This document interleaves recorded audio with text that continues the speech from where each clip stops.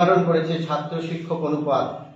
হ্যাঁ, সেই অনুপাত ধরে বর্তমানে প্রায় 2413 জন অ্যাসিস্ট্যান্ট প্রফেসরের প্রয়োজন রয়েছে।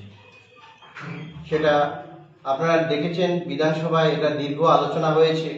সেই আলোচনার পরিপ্রেক্ষিতে আমরা দেখতে পাই সেখানে বর্তমানে 507 জন যে স্থায়ী শিক্ষক বা অ্যাসিস্ট্যান্ট প্রফেসর রয়েছে, সেখানে 449 জন আছেন বিভিন্ন জেনারেল ডিগ্রি কলেজ, তাছাড়া আনুষঙ্গিক টেকনিক্যাল এবং প্রফেশনালে আরও 58 জন আছেন। এই তথ্য রাজ্য উচ্চশিক্ষা ব্যবস্থায় যে আমরা ডিফারেন্স বা গ্যাপটা দেখতে পাচ্ছি, সেটা আপনারা নিশ্চয়ই তার স্ট্যাটিস্টিক বের করলেই দেখতে পারবেন।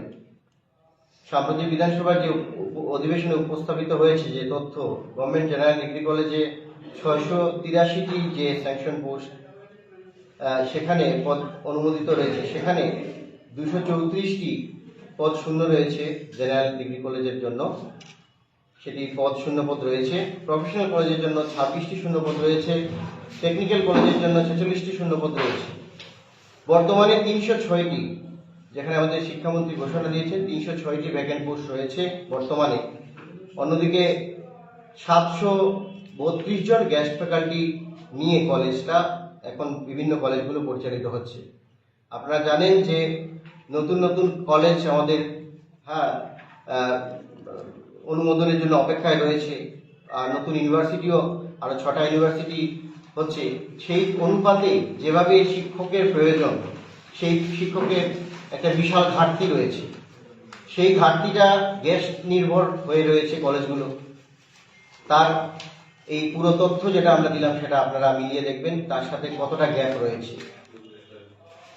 আমাদের যে যোগ্য প্রার্থী, আমরা যোগ্য প্রার্থীরা ডিপ্রাইভ হচ্ছি। কিভাবে ডিপ্রাইভ হচ্ছি? যোগ্য প্রার্থী আমরা ডে বাই ডে আমরা একটা অবহেলার শিকার হয়ে যাচ্ছি। কিভাবে? দেখুন, ইউজিসি 2019 সালে যে নির্দেশিকা জারি করেছিল, সেখানে গেস্ট লেকচারার নিয়োগের ক্ষেত্রে অ্যাসিস্ট্যান্ট প্রফেসরের সমান যোগ্যতা, অর্থাৎ নেট, স্লেট, পিএইচডি ছাড়া অ্যাসিস্ট্যান্ট প্রফেসর রিক্রুটমেন্ট হয় না। তো সেরকম আমরা যে ক্যান্ডিডেট রয়েছি, সেরকম প্রায় 150 জন অ্যাপ্রক্সিমেট, এই যে 750 বা 734 জন গেস্ট ফ্যাকাল্টি বলেছি, তার মধ্যে অ্যাজ পার ইউজিসি নর্মস এই কোয়ালিফিকেশনটাই আছে। এই কোয়ালিফিকেশনটাই অ্যাসিস্ট্যান্ট প্রফেসরের যা সমান যোগ্যতা, সেইটাই অ্যাজ পার ইউজিসি নর্মসে আছে। সেই ক্ষেত্রে বাস্তবে আমরা দেখছি, আমরা এই যে আমরা যোগ্য প্রার্থীরা আমরা বঞ্চিত হচ্ছি। ইউজিসির নির্দেশিকা এগুলো স্পষ্ট গাইডলাইন দেওয়া হচ্ছে, এবং বিশেষ করে রিসেন্টলি কর্ণাটক হাইকোর্টের একটা জাজমেন্ট এসছে। সেই জাজমেন্টটা আপনাদের সামনে আমরা দিয়ে দেবো। সেই জাজমেন্টে কি আছে সেটা ক্লিয়ার নির্দেশিকা রয়েছে। এই নির্দেশিকা অনুযায়ী যদি নিয়োগ প্রক্রিয়া হয়, সেই ক্ষেত্রে বর্তমানে কি অবস্থা দাঁড়াবে সেটা আপনারা বিচার বিবেচনা করে দেখবেন। মূলত 3টি দাবি আপনাদের মাধ্যমে সরকারের কাছে পৌঁছতে চাই। বিশেষ করে মাননীয় মুখ্যমন্ত্রী আমাদের আশ্বস্ত করেছেন বিধানসভায়, আমাদের বিষয়টি সহানুভূতির সহিত দেখবেন, এবং আমরা যারা কোয়ালিফাইড আছি আমাদের সাথে যাতে বঞ্চনা না হয়, আমরা যাতে ডিপ্রাইভ না হই, সেটি বিশেষভাবে উনি দেখবেন। এবং আমাদের উচ্চশিক্ষামন্ত্রী জ্ঞাতার্থে আমরা 2-3টি বিষয়, আমাদের যে মূল দাবি, সেটি তুলে ধরার চেষ্টা করছি আপনাদের মাধ্যমে। প্রথম দাবি, ইউজিসি নির্ধারিত যোগ্যতা সম্পন্ন গেস্ট লেকচারারদের স্থায়ীকরণ। এটা বিভিন্ন স্টেট অলরেডি করেছে, বিভিন্ন সময়ের দাবি। এটা আমাদের ব্যক্তিগত কোনো দাবি নয়, এটা সময়ের দাবি। কারণ এই যে এখন বর্তমান যে নিউ এডুকেশন পলিসি হয়েছে, সেইটা যোগ্য, যেমন শিক্ষার্থীদেরকে তৈরি করতে হলে যোগ্য শিক্ষকের দরকার হয়, সেইভাবে যোগ্য শিক্ষকরা যদি আজকে বঞ্চিত হয়, যোগ্য শিক্ষার্থী তৈরি হবে না। সেটা সমাজের জন্য, আমাদের দেশের জন্য বড় ক্ষতি হয়ে যাবে। সেই জন্য আমাদের স্থায়ীকরণের দরকার। স্থায়ীকরণ কাদের লাগবে? যাদের যোগ্যতা আছে, যারা UGC qualified guest faculty as prescribed by UGC, সেই গেস্ট লেকচারদের অ্যাসিস্ট্যান্ট প্রফেসর হিসেবে নিয়োগ করতে হবে। আমরা দেখেছি কিছুদিন আগেই, আপনারা বিধানসভাতেও দেখেছেন, সে নিয়ে অনেক তথ্য উঠে এসছে যে কিছুদিন পূর্বেও কিছু সংখ্যক আমাদের কলেজগুলোতে অ্যাসিস্ট্যান্ট প্রফেসর, যারা কিছু সংখ্যক টিচার রয়েছেন, তাদেরকে অ্যাসিস্ট্যান্ট প্রফেসর হিসেবে অ্যাবজর্পশন করা হয়েছে। আমরা সেই পরিপ্রেক্ষিতে দাবি করছি, আমাদের যেহেতু যোগ্যতা আছে, কেন আমরা হব না? আমরাও তো এই ত্রিপুরারই সন্তান। তাহলে একটা পার্সেন্টেজকে যদি করা হতে পারে, তাহলে আমাদেরকে কেন হবে না? যেটা সময়ের দাবি আমি বললাম, যে ক্ষেত্রে স্টুডেন্টদের স্বার্থে এটা করা অতি আবশ্যক, অ্যাজ আর্লি অ্যাজ পসিবল। অথবা যদি সেটা পাশাপাশি যদি এটা ক্ষেত্রে কোনো সমস্যা হয়ে থাকে, তাহলে আমরা আরেকটা সলিউশন দিচ্ছি। বিভিন্ন স্টেটে এটা করেছে, স্টেট এইডেড অ্যাসিস্ট্যান্ট প্রফেসর হিসেবে নতুন পোস্ট ক্রিয়েট করা যেতে পারে। আপনারা জানেন 200টি আরো নতুন পোস্ট মাননীয় শিক্ষামন্ত্রী ঘোষণা দিয়েছেন, 200টি নতুন পোস্ট ক্রিয়েট হবে। সেইখানে এই একটা সুন্দর একটা নাম আমরা দিচ্ছি, আমাদের সম্মানটা বজায় থাকবে, আর্থিকভাবেও আমরা ক্ষতিগ্রস্ত হব না। সেটা স্টেট এইডেড অ্যাসিস্ট্যান্ট প্রফেসর হিসেবে আমরা এভাবে আমাদের নিয়োগ করা যেতে পারে। এই প্রফেসর বিভিন্ন স্টেট এটা করেছে। 2 নম্বর দাবি, ইউজিসি নির্দেশিকা অনুযায়ী গেস্ট লেকচারদের নিয়োগ। এটা ইউজিসির গাইডলাইনে স্পষ্ট দেওয়া আছে।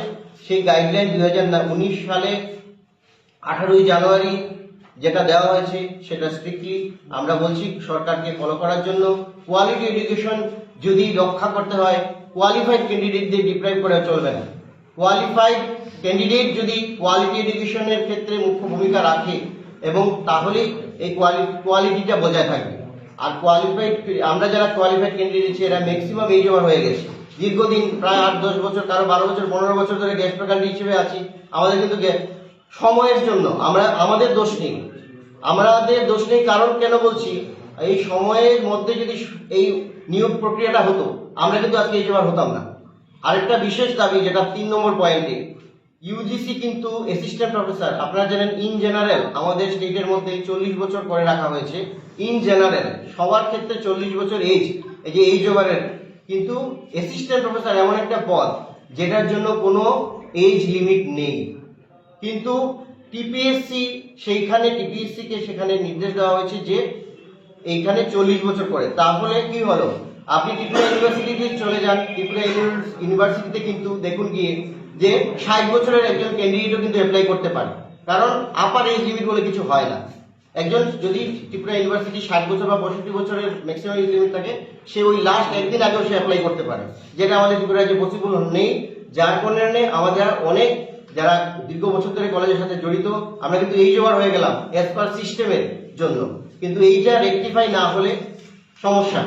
তাহলে আমাদের সর্বশেষ দাবি যে এই এজ লিমিটের ক্ষেত্রে ম্যাক্সিমাম এজ লিমিট যেটা নেই, no maximum age limit as per UGC norm.